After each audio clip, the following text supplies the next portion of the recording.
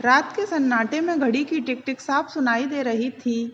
रह रहकर गली के मुहाने पर कुत्तों के भौंकने की आवाज़ें आ रही थीं या फिर विशाल के खर्राटों की। नम्रता धीरे धीरे अलमारी से सामान निकाल कर नीचे रखती जा रही थी और बीच बीच में मुड़कर विशाल को देख लेती कि कहीं उसकी नींद तो नहीं खुल गई। अजीब सी बेचैनी उसकी परेशानी पर लकीरें बना रही थी। अलमारी करीब आधी खाली हो चुकी थी तो उसकी बेचैनी और बढ़ गई। वो और जल्दी जल्दी घबरा कर सामान निकालने लगी। उसी घबराहट में उसके हाथ से फिसल कर लकड़ी का नक्काशी वाला कश्मीरी डिब्बा जमीन पर आ गिरा। डिब्बे में सहेजी बचपन की यादें बिखर गईं। यादों को सहेजने में छोटे छोटे सामान भी कितनी अहम भूमिका निभाते हैं।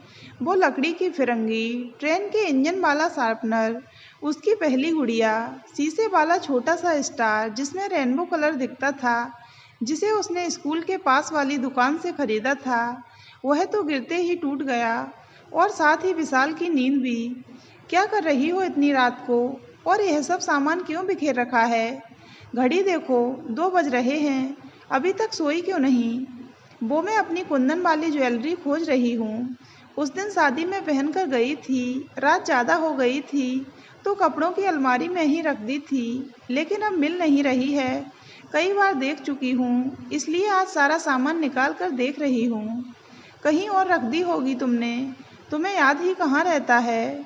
और देखना ही था तो सुबह देख लेती। इस तरह रात को खुद की भी नींद खराब कर रही हो और मेरी भी। सुबह कब देख लेती, आँख खुलते ही तो काम शुरू हो जाता है। घर, ऑफिस, मीटिंग का प्रेशर सब तो देखना होता है। तुम सो जाओ, अब कोई आवाज़ नहीं होगी। कहते हुए नम्रता बिखरी यादों को डिब्बे में सहेजने लगी। टूटे स्टार का कांच उसकी उंगली में चुभ गया, लेकिन उससे ज़्यादा चुभ गए विशाल के कहे शब्द, तुम्हें याद ही कहाँ रहता है। वो फिर अलमारी में ज्वेलरी खोजने लगी और सोचने लगी, तुम भूल गई होगी, तुम्हें याद नहीं, याददाश्त कमज़ोर हो गई है। ऐसे वाक्य उसकी ज़िंदगी से ऐसे जुड़ गए थे जैसे फेविकॉल का मजबूती जोड़। कभी विशाल तो कभी बेटा रोहन उसकी दिमागी हालत का एहसास करा ही देते। दिन रात इन्हीं बातों से घिरी नम्रता को भी अब यही लगने लगा था कि शायद यही हकीकत है। भूलने की आदत है मुझे, यही एक बात कोई मुझे भूलने नहीं देता। भावनाओं में डूबी उसकी तलाश सफ़ेद रूमाल में लपेट कर रखी उसकी ज्वेलरी पर आकर रुकी। खोल कर देखा, वही कुंदन का सेट। सुकून पाने की 2 वजह मिल गईं। एक ज्वेलरी मिल गई, दूसरा उसे अपनी स्मरण शक्ति पर भरोसा। वो बहुत खुश थी कि उसे याद था कि उसने ज्वेलरी कहाँ रखी थी। जल्दी जल्दी उसने सारा सामान अलमारी में रखा और सोने चली गई। लेकिन आंखों में नींद नहीं थी। आंखों में पिछले दिनों की तस्वीर उभर रही थी। पिछले 6-7 महीनों से अक्सर वह छोटी छोटी बातें भूल जाया करती थी। 7 महीने पहले उसके प्रमोशन के साथ ही भूलने की बीमारी ने भी उसके घर में कदम रखा। आसान नहीं था घर ऑफिस सब मैनेज करना। शरीर से ज़्यादा दिमाग थका महसूस होता। उस दिन दोपहर में विशाल ने फ़ोन पर बताया, शाम को टाइम पर घर आ जाना, मिस्टर पारिक के घर पार्टी में जाना है। उसे भी अच्छा लगा। मिसेज पारिक अच्छी लेडी हैं, कहीं नौकरी नहीं करती, विशुद्ध भारतीय महिला, लेकिन पढ़ने का शौक़ खूब है उन्हें। बच्चों की परवरिश में जीवन समर्पित कर दिया। उनसे मिलना, उनके साथ बातें करना नम्रता को अच्छा लगता था, लेकिन शाम तक उसकी स्मरण शक्ति ने धोखा दे दिया और उसने खुद ही मीटिंग बुला ली। घर पहुंची तो बेटे रोहन ने तल्ख स्वर में बताया, पापा को बहुत बुरा लगा है, वह अकेले ही पार्टी में गए हैं। आपको जाना नहीं था तो पहले ही मना कर देती। वो चुपचाप उसका मुंह देखती रही। उसने जानकर तो ऐसा नहीं किया। अगर वो भूल गई तो विशाल उसे याद भी तो दिला सकता था। छोटी छोटी बातें तो होती ही रहती थीं। कभी कुछ रखकर भूल जाना, कभी आते वक्त सामान लाना और उसके साथ स्टिकर की तरह चिपका भाग के, तुम फिर भूल गई होगी, आज फिर भूल गई, बादाम खाया करो, किसी डॉक्टर को दिखाओ। रोहन का व्यवहार भी दिन पर दिन खराब होता जा रहा था।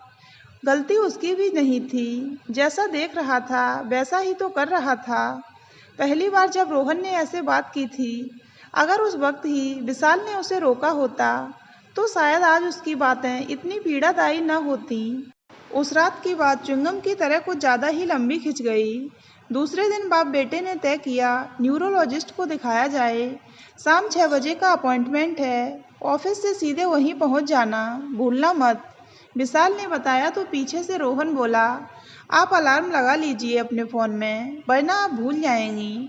नम्रता ने रोहन का टिफिन बैग में रखते हुए बेमन से हाँ में सिर हिलाया तो रोहन बोला, अलार्म मैं ही लगा देता हूँ, नहीं तो आप वो भी भूल जाएंगी। कहते हुए फ़ोन उसके हाथ से ले लिया। दिल करता है कभी पूछूं, मुझे जो तकलीफ़ हर दिन होती है तुझे क्या महसूस भी नहीं होती। शाम को नियत समय से पहले ही वह डॉक्टर के पास पहुंच गई। डॉक्टर ने कुछ सवाल किए, कुछ टेस्ट कराए और बड़ी संजीदगी से रोहिणी का तगमा लगाते हुए डिमेंशिया के शुरुआती लक्षण बताए। सुनकर विशाल और रोहन भविष्य की कल्पना में डूब गए।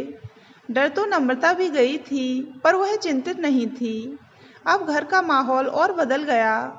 अब जो कुछ वो ना भी भूली हो या किसी और की भी गलती हो, उसके लिए भी वही जिम्मेदार होती। अब तो काम वाली बाई भी उसे बड़े प्यार से समझा देती, भाभी आप भूल गई होंगी। अब उसको कहे जाने वाले स्लोगन बदल गए। अब उसे प्यार से समझाया जाता, हो सकता है तुम भूल गई हो, तुम्हें याद ना हो, ऐसा होता है। सुनकर उसका दिल आहत हो जाता, लेकिन वो ये मानने को तैयार नहीं थी कि उसे कोई बीमारी है। डॉक्टर ने रात में खाने की एक दवा दी थी, जिसे वो चुपके से फेंक देती थी। वह अक्सर सोचती, घर में ही क्यों सब कुछ भूलती है, ऑफिस में क्यों नहीं। और आज जब उसे अलमारी से उसकी ज्वेलरी मिल गई तो उसे विश्वास हो गया कि उसकी याददाश्त बिल्कुल ठीक है, उसे कोई बीमारी नहीं है। लेकिन अगर ऐसा नहीं है तो वह कुछ चीज़ें क्यों भूलती है। दूसरे दिन सुबह उसने गूगल सर्च करके साइकेट्रिस्ट का नंबर निकाला और अपॉइंटमेंट फिक्स किया। ऑफिस से आधे दिन की छुट्टी लेकर 3 बजे पहुंच गई। डॉक्टर अचला ने बहुत ध्यान से उसकी बातें सुनी और फिर हंस दी। बोली, आप बिल्कुल ठीक हैं, आपको कोई बीमारी नहीं है। जब किसी भी व्यक्ति के ऊपर काम का प्रेशर ज़्यादा होता है तो भूलने की समस्या होना स्वाभाविक है। लेकिन डॉक्टर, मेरे पति मुझसे ज़्यादा ऊंचे पद पर हैं, उन पर भी तो काम का प्रेशर होता है, लेकिन वह तो नहीं भूलते। सही कहा आपने, लेकिन जिम्मेदारियां अगर एक ही तरह की हों तो उसे संभालना आसान होता है। आप दोहरी जिम्मेदारी निभा रही हैं। आपके लिए जितना महत्व ऑफिस के काम का है, उतना ही महत्व घर का भी है। एक वर्किंग वूमेन को घर परिवार रिश्तेदार सबको खुश रखना पड़ता है, और ऑफिस में बॉस को। आप ऑफिस में इसलिए कुछ नहीं भूलती क्योंकि वहाँ आपके अंडर में बहुत सारे कर्मचारी हैं जिनका सहयोग आपको प्राप्त है। घर में इसी सहयोग का अभाव है और अपेक्षाएं बहुत ज़्यादा हैं। सबको खुश रखने की चाहत में आप इतनी ज़्यादा भावनात्मक दबाव में हैं, जिसकी वजह से आप कभी कभी कुछ भूल जाती हैं। और आपसे सबकी अपेक्षाएं इतनी ज़्यादा हैं कि उन्हें लगता है कि आपको गलती करने का हक है ही नहीं। इसीलिए एक छोटी सी भूल भी बहुत बड़ी गलती लगती है। आपकी भूल को गिनाया जाता है। आप ध्यान दीजिए तो आपसे ज़्यादा बार आपके पति या आपका बेटा बहुत सी बातों को भूल जाते होंगे। डॉक्टर अचला ने बहुत प्रेम से समझाया तो नम्रता की आंखें नम हो गईं। डॉक्टर ने पानी का गिलास उसकी ओर बढ़ा दिया। पानी पीकर कुछ रिलैक्स होकर नम्रता ने पीठ कुर्सी पर टिका दी।